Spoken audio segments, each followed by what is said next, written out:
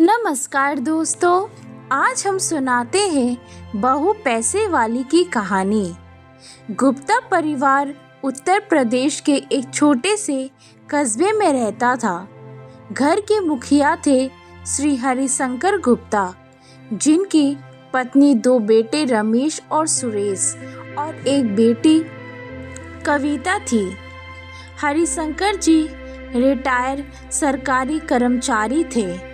बेटा रमेश दिल्ली में नौकरी करता था और छोटा बेटा सुरेश अभी पढ़ाई कर रहा था। कविता की शादी हो चुकी थी। वो अपने ससुराल में खुश थी। घर में सब कुछ ठीक चल रहा था, परंतु पैसों की तंगी हमेशा बनी रहती थी। रिटायरमेंट के पैसे धीरे धीरे खत्म हो रहे थे और रमेश जो पैसे भेजता था वो मुश्किल से खर्चे पूरे कर पाते थे। एक दिन गांव के ही एक आदमी ने बताया कि उनके जानने वाले के पास एक रिश्ता है। लड़की का नाम था शालिनी। पढ़ी लिखी, सुंदर और बहुत अमीर घर से थी। उसके पिता शहर के बड़े बिजनेसमैन थे। शालिनी MBA कर चुकी थी और खुद भी एक मल्टीनेशनल कंपनी में काम करती थी। हरिशंकर जी को लगता था कि अगर इतनी पैसे वाली लड़की घर में बहू बनकर आएगी तो घर के दिन बदल जाएंगे। उन्होंने बिना ज्यादा सोचे समझे रिश्ता पक्का कर दिया। शालिनी को सुरेश भी अच्छा लगा और शादी हो गई। शालिनी जब घर आई तो सारा मोहल्ला देखते रह गया। महंगे कपड़े, गहने और साथ में ढेर सारे तोहफे। पूरे घर में मानो रौनक सी छा गई थी। पहली बार घर में fridge, washing machine, micro oven और टीवी आई। हर कोई खुश था, लेकिन धीरे धीरे एक बदलाव आने लगा।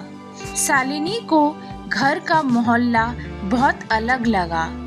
उसने धीरे धीरे अपनी बातें मनवानी शुरू कर दी।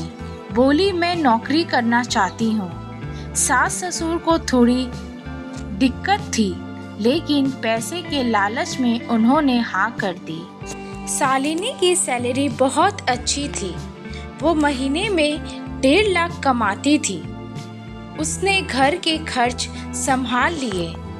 सुरेश की पढ़ाई की फीस, बिजली का बिल, राशन सब वो खुद देखती थी। धीरे धीरे सास ससुर ने कहना शुरू कर दिया, बेटा तेरी बहू तो लक्ष्मी है। घर में जो भी सुख है वो उसी के कारण है।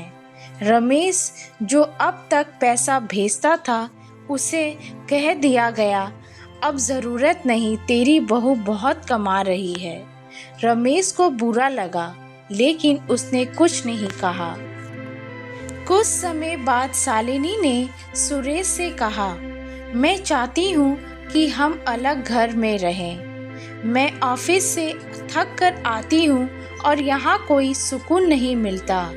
सुरेश पहले थोड़ा झिझकाया, लेकिन माँ बाप भी कहने लगे, अगर बहू खुश रहेगी तो सब ठीक रहेगा।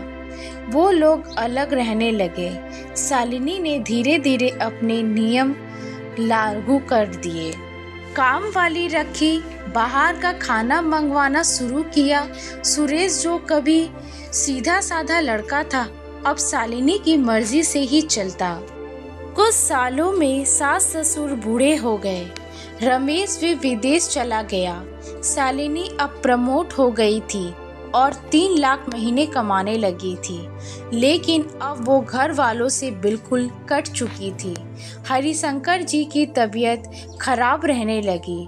उन्होंने कई बार सुरेश और शालिनी को बुलाया, लेकिन वो कहते हम बिजी हैं। एक दिन हरिशंकर जी का निधन हो गया। शालिनी उस दिन भी ऑफिस मीटिंग में थी।